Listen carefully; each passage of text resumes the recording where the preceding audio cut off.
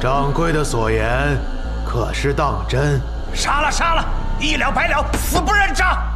遵命。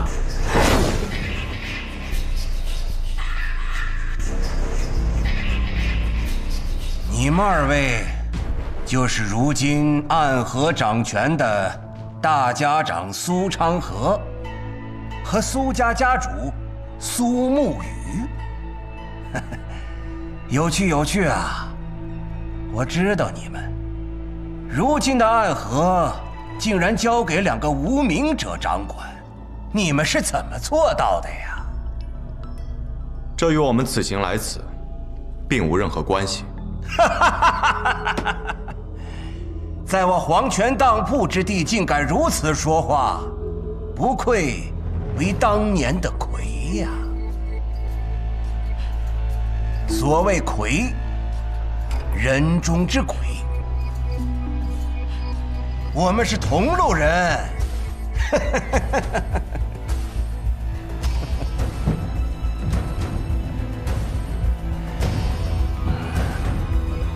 阁下便是黄泉的主人。哎，这话可不敢乱说呀。我呀，不过就是一个算账的，当不起黄泉主人这4个字。你们要看东西就看东西，可别害我呀！不敢，掌柜的言重了。那便别废话了，你就直接带我们去看一看这暗河的宝藏。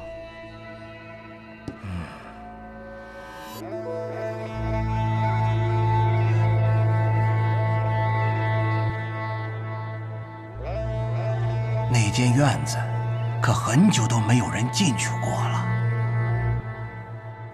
随我来吧。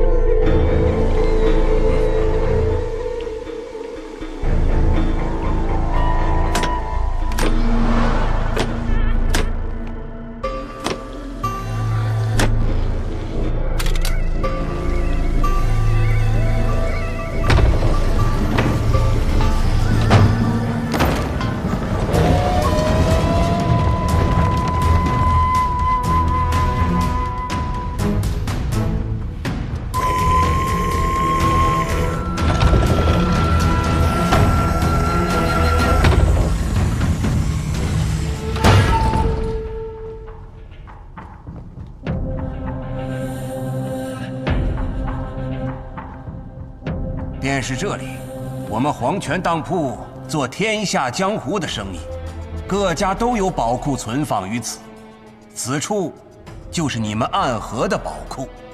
哎，我问一下，若没有这把钥匙，这不一翻就进去了？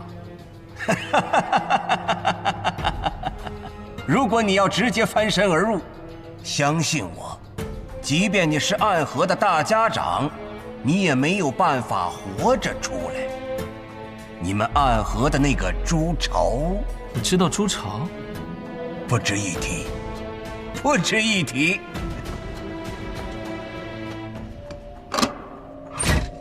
当用这把钥匙打开院门的时候，院子中的那些奇门阵法都会同时撤去。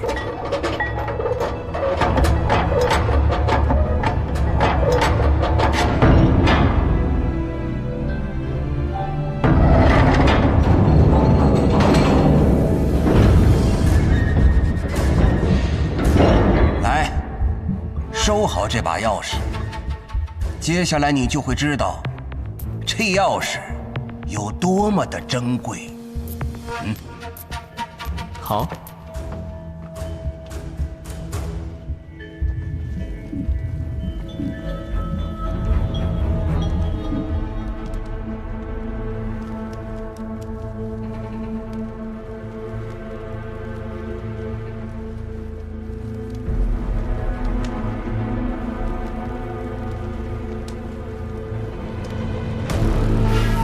这便是暗河的宝库。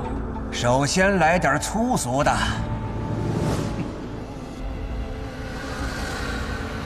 这得接多少杀人的单子，才能攒这么多钱？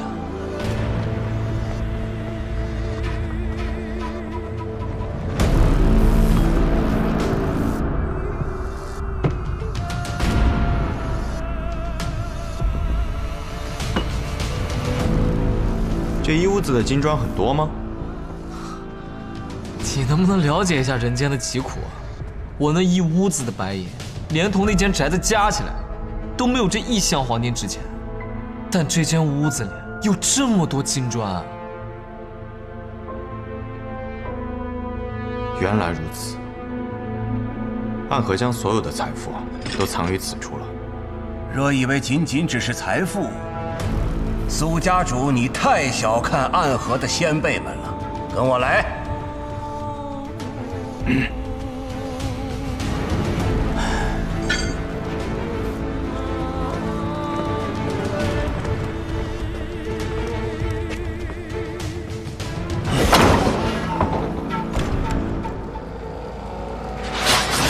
莫急莫急，屋中无人。无人而有剑气，这剑来自剑心冢。跟我来。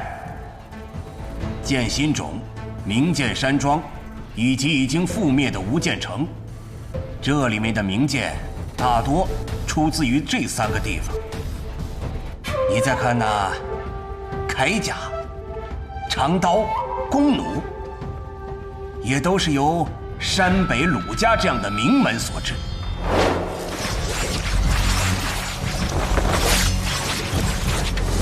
你再看那霸王甲，世间以为只有穆家藏有一具，其实你们暗河有一套一模一样的。这间屋子比方才那屋金砖要值钱。若以金钱的价值来评判，自然比不上那一屋子的金砖。但是这里的兵器，多是有钱也买不到的，其中任何的一样，都值得江湖人抢破脑袋呀！我说王掌柜，你说话这么得意做什么？这些不都是我们的东西吗？哦，习惯了，习惯了。咱们再看看后边吧。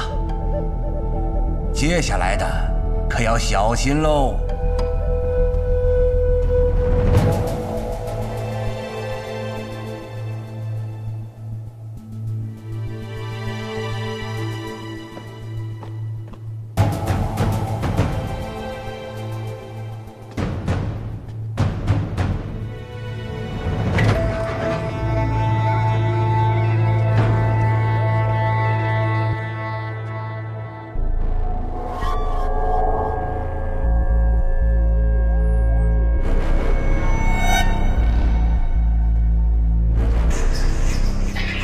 我曾与雷门雷千庭一起参与了对抗叶鼎之的围杀之阵，这些名字我都曾听他提起过，都是雷门中最厉害的火药。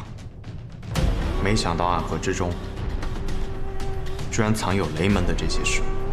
除了麒麟火牙之外，雷门之中天字级的火药，这间屋子全都装满了，所以打开这道门要格外的小心。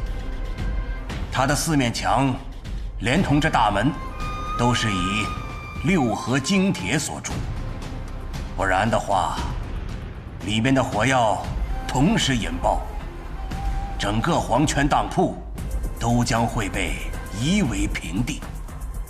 接下来的那道门也得小心，因为一不小心，我们3个就交代在这里了。那间屋子里藏满了各种奇毒，里头还有一条是绵蛇王，同时用了温家、唐门等一众独门世家的剧毒来饲养。如今的这条蛇，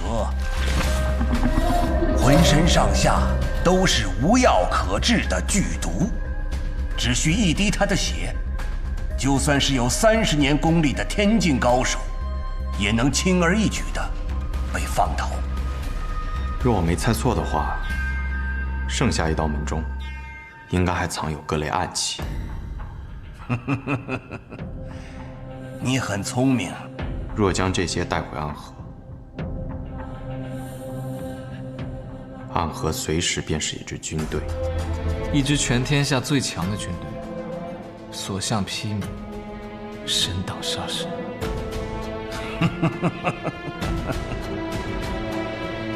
佛挡杀佛。唉，难怪这柄剑能搅动这么大的风雨。可这里是当铺，不是钱庄。聪明。很多人见到这一屋子的财宝，怕是心底里早就荡开了花，谁还会在意那些个细节？既是当铺，那我们必须要付出一些代价，才能得到这些东西。我们的代价是什么？没有任何代价，起码对我黄泉当铺来说，今日不需要。我不信。不必不信，这些东西的代价，其实你们早就开始偿还了。你们这些年杀的人、做的事，便是你们能够拥有这些东西的代价。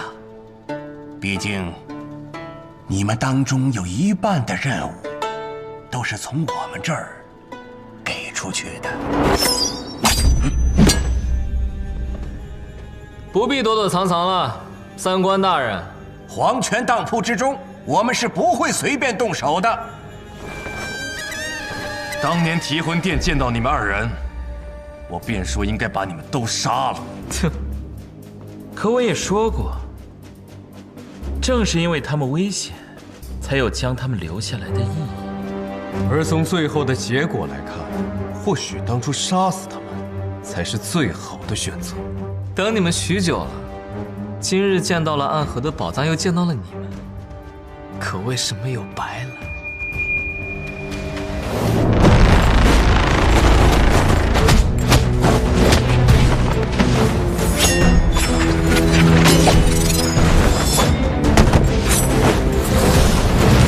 夜魔掌，退！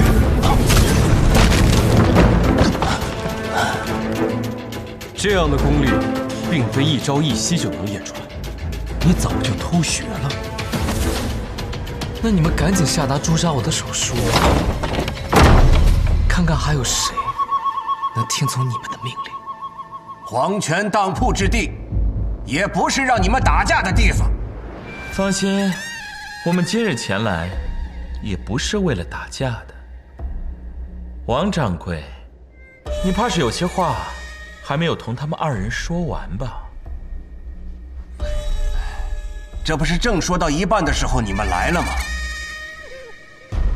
大家长，我还未说完的是，你们手中的钥匙只是能打开这间院子罢了，但是要拿走这里的东西，还需要另外一件信物。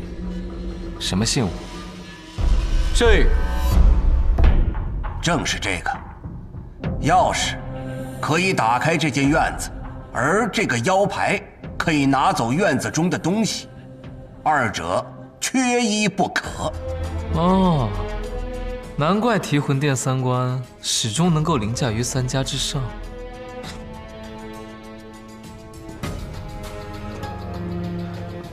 我知道你在想什么。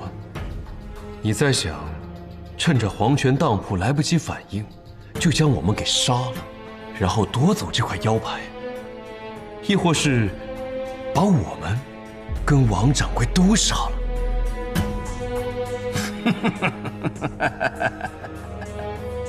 若是有人敢在此动手，我黄泉当铺的火器和机关也不是吃素的。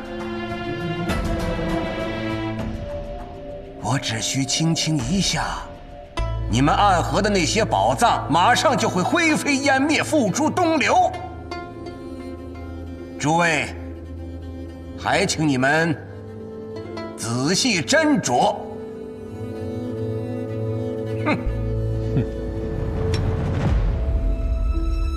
难不成三关已经认可我和苏沐雨来执掌暗河了？你觉得如何？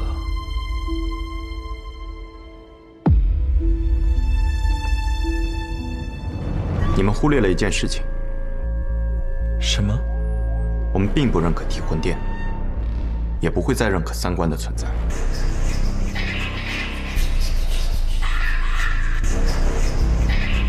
新的暗河之中，不会再有你们。唉，看来是我们自作多情了。不过你们是不是把事情想得也太简单了？这是一份要求。莫不成三关中有人要成婚？这是邀请我们去赴宴？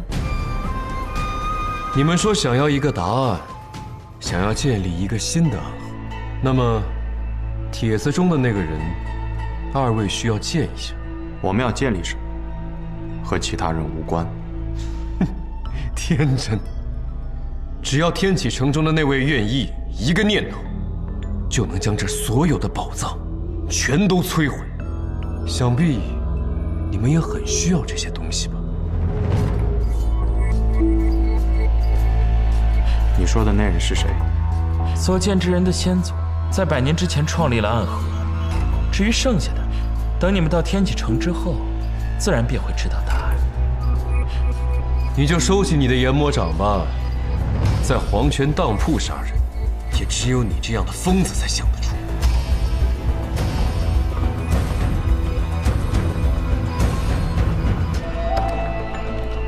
你当时讲的没错，无需我们主动出击，他们会自动找上门来。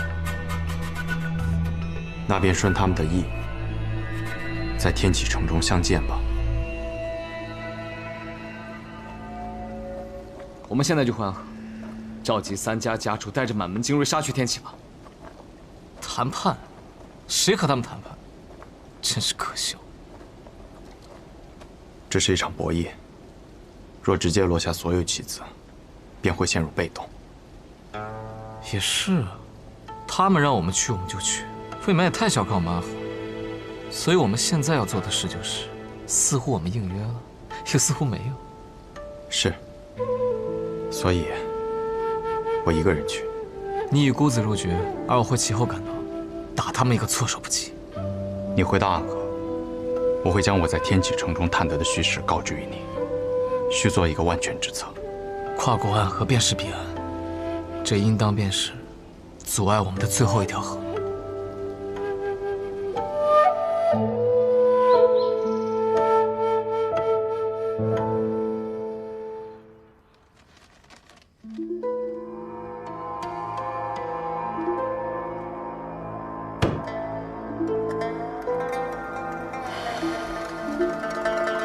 只来了一个人。是，一人一剑，已在途中。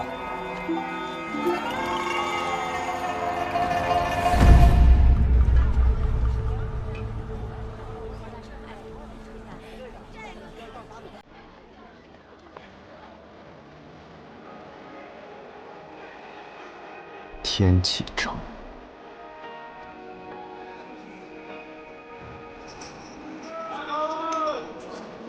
爹爹，我想要那个。哎呀，不能吃了，给我买嘛！不能买，给我买！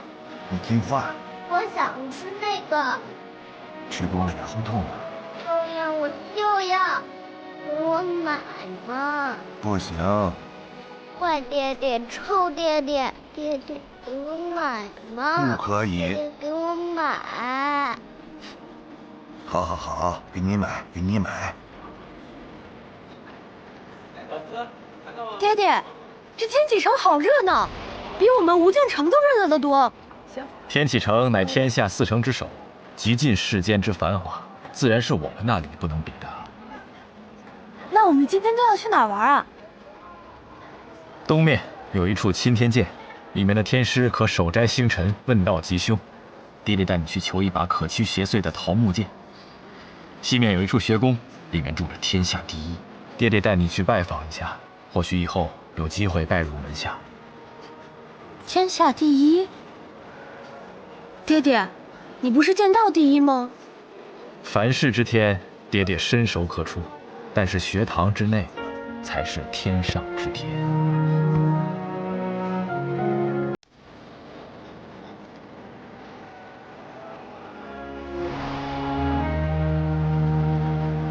好爹爹，好爹爹，爹爹真好，爹爹真好。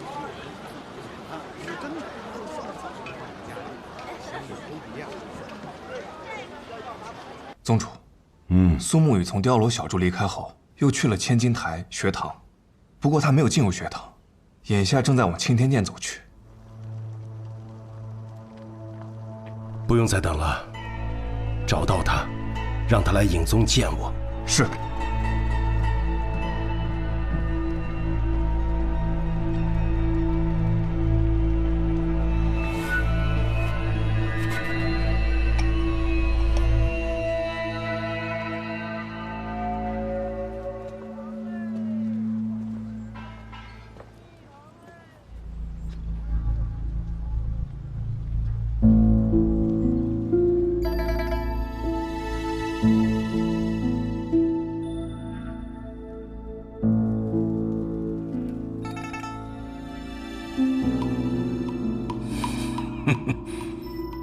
暗河的鬼也敢来此处造次。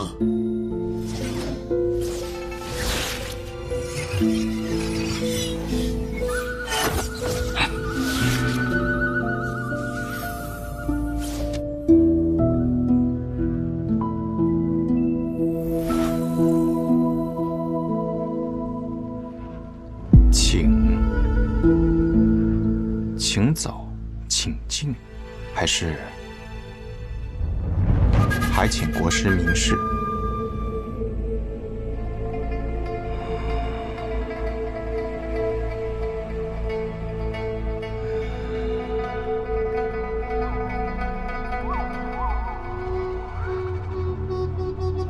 看来国师并不欢迎我啊。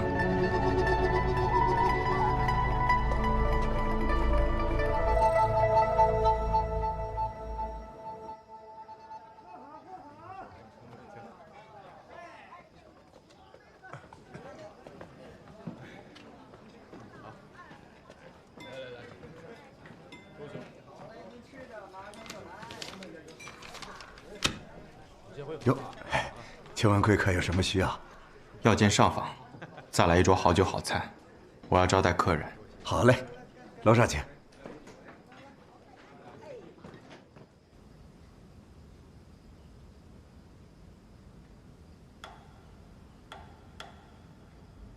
天干物燥，小心火烛。已经很晚了。终于来了。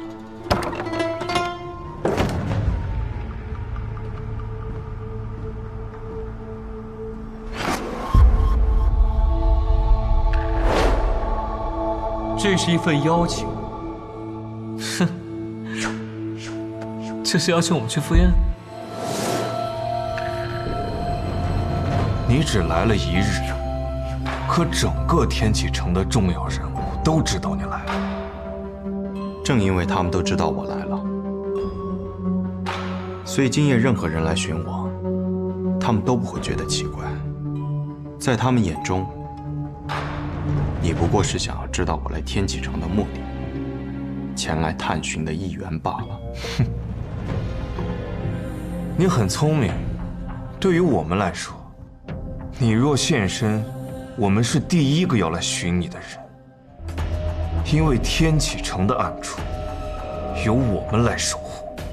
听闻暗河苏家主剑法举世无双，我练的也算是剑，想试一试苏家主的本事。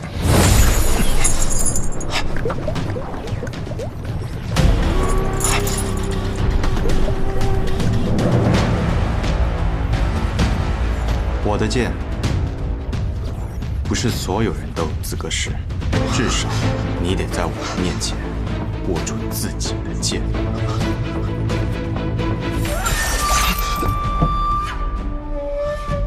这便是传说中执三鬼的厉害，终于见到了。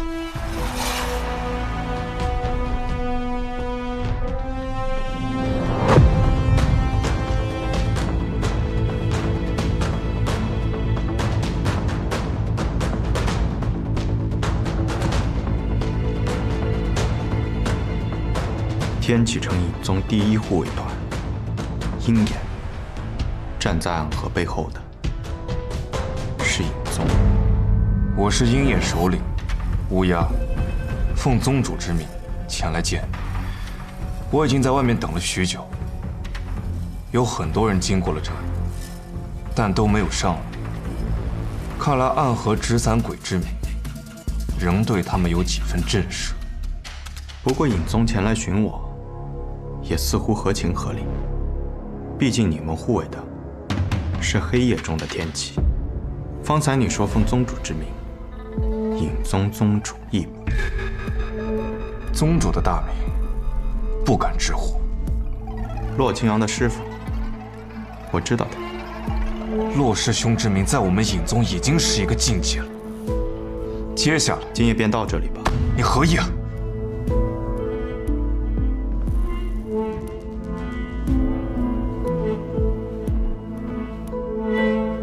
今夜我想知道的，仅仅是你们的身份，至于其他的，明日再说。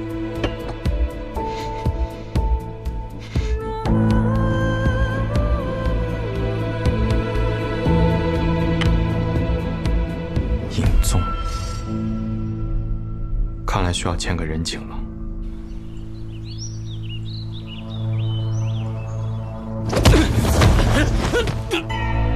这已经是13批伏击之人了，有人想拖延我们入天启的时间。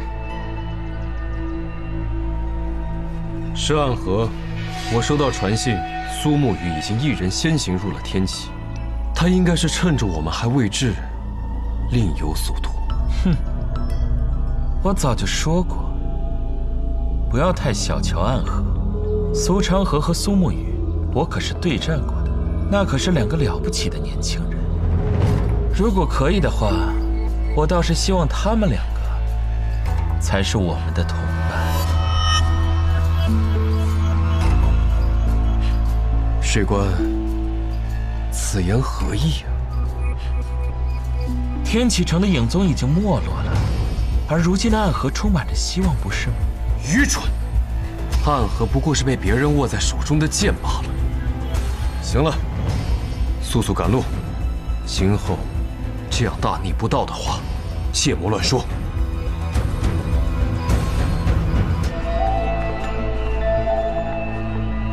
他们不想做执散鬼和送葬师，只想做苏昌河和苏沐雨。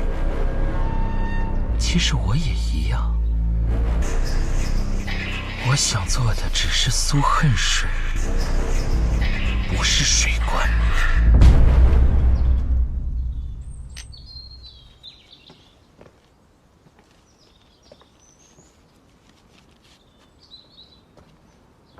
谁传来的信啊？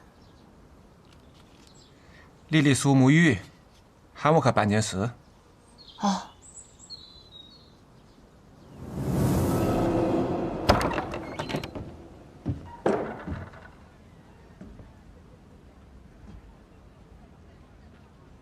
不是说第2日来，我等你多日了。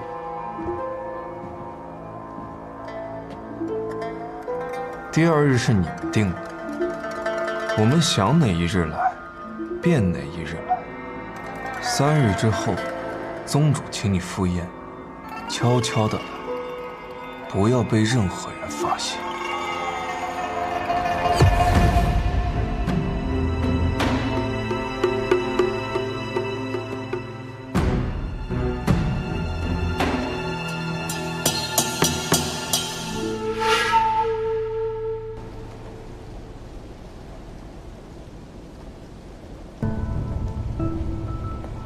大家长，你带我来这儿做什么呀？这一次是要去那黄泉当铺中的事务？带你见一个人。什么人？摆渡之人。公子又来了。红英，你每日在此摆渡，黄泉当铺给你多少银子？想不到公子还记得奴家的名字。奴家在这里替人摆渡，不收银子，只等一个有缘人。那我旁边这位，可否做你的有缘人？大家长，你这是要把我卖了呀？公子可知，奴家所说的有缘是何意呢？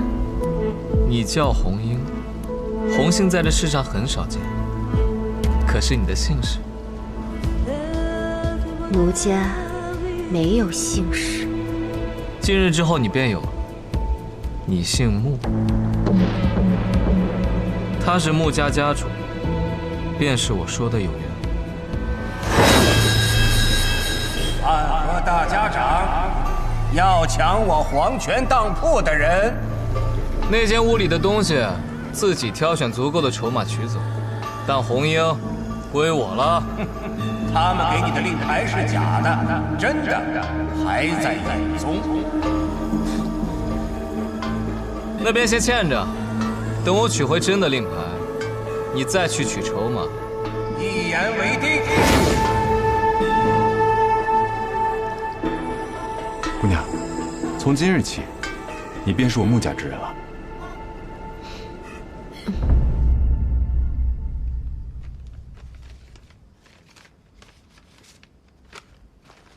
原来英宗的敌营是琅琊王萧若风，他召集的天启寺守护和内卫司夺走了英宗的权力，所以当时英宗给三官下了命令，让大家长亲自出手对付唐阿老爷，也是为了引唐灵月离开天启城，再借我们之手除去唐灵月，替他们抹去一个劲敌。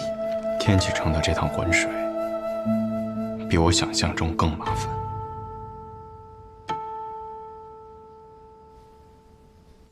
你的身份，这样日日从那里撕离，难道就不怕被琅琊王他们发现吗？许多人都知道，我不甘心留在皇陵。若是我每天都老老实实的待在那儿守墓，怕是他们才最是担心吧。话说回来，宗主，那投名状近来如何了？你就让大皇子殿下等着瞧吧，我会利用好暗河这把刀，来帮我们杀掉我们共同的敌人。好，宗主有这份自信是好事儿。何日与那纸伞鬼相见呢？3日之后，他便前来赴宴。那现在来的这道剑气又是属于谁的？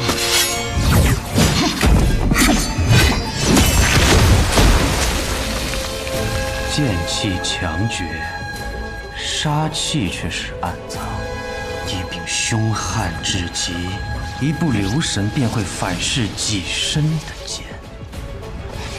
宋宇，你大胆！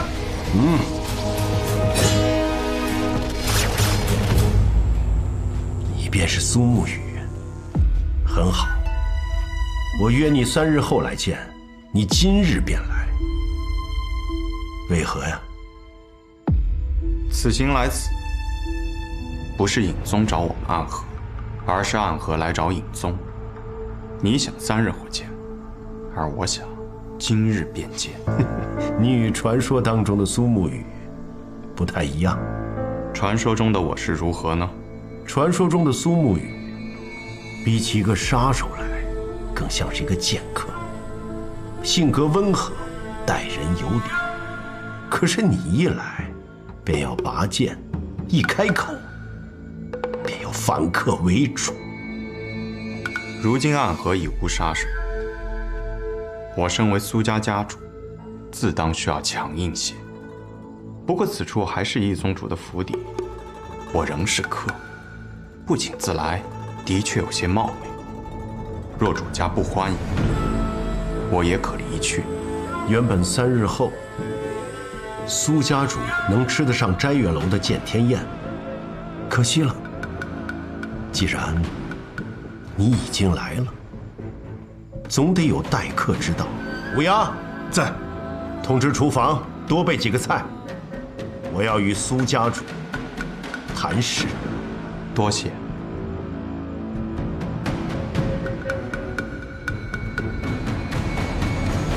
来，苏公子，请。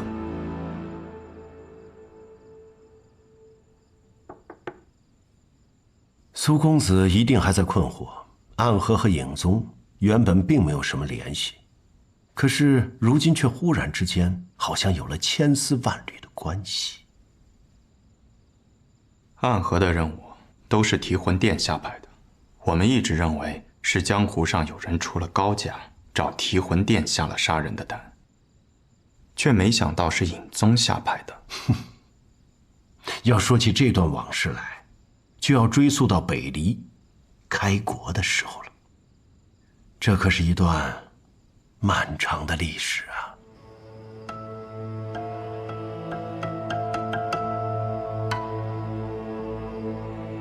可如今执掌暗河的苏昌河，以及我，和几百年前的隐卫团没有任何关系。我知道，你们是无名者，身上流的并不是暗河的血。你错了，如今的我们才是真正的家人，而我们要选择自己的路。还是太年轻了，看来你们什么都不知道。比如说万卷楼。万卷楼，没错，就是万卷楼。暗河几百年来都归属于尹宗，常人无法寻到的暗河的宗门地址，暗河遍布于天下的各大诸朝基地，还有你们的真实身份，你们每个人的武功和弱点，以及画像，都藏于尹宗之内。一旦你们叛离，那这些信息便会出现在江湖之上，身上沾满鲜血的杀手们，放眼望去，这个江湖上全是你们的仇家。到那个时候，你们都将成为被追杀的对象。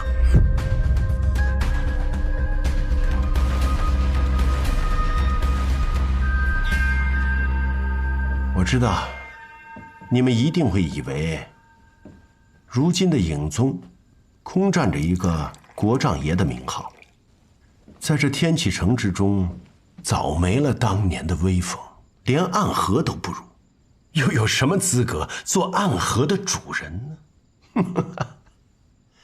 可是，只要我愿意，我便能毁了暗河。你们想重新建立一个暗河，想要从头开始，可是年轻人有志向是好的，可是有的时候也应该停下来，掂量掂量自己的能力。你们真以为就凭你们几个年轻人能够反抗影宗百10年来的控制吗？说出你的条件。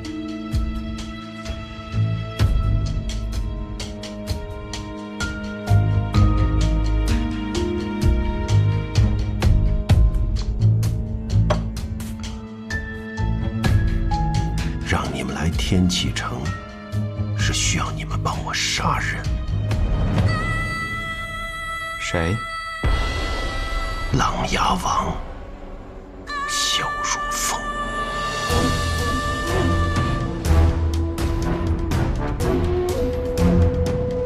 暗河是替萧氏皇族扫平江湖的影子，而影宗则是暗中护卫天启城的影子。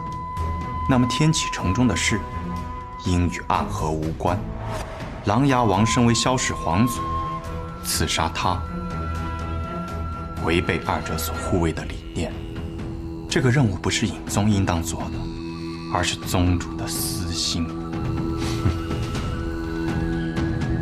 既是私心，那便需要交换筹码。你想要什么筹码？你方才说的那些，都要从这个世界上彻底消失。暗河和影宗从此以后无关。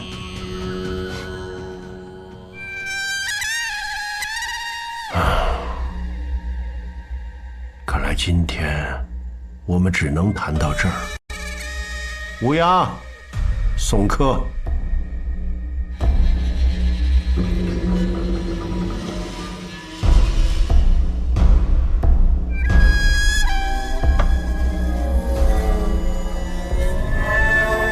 宗主比我更清楚，你要我们做的是一件什么样的事。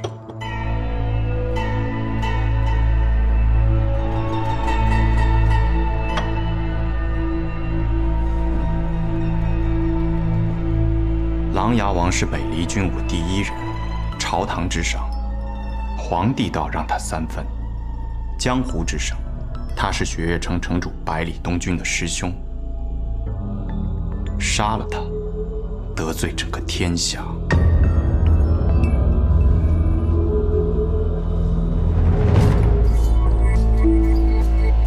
我不觉得你能够和我谈条件。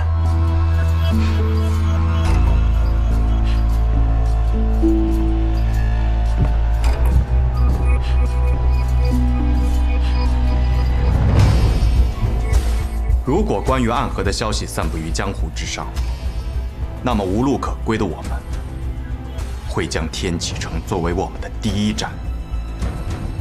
或许天下人容不下我们，但我们会让影宗从这个世界上彻底消失。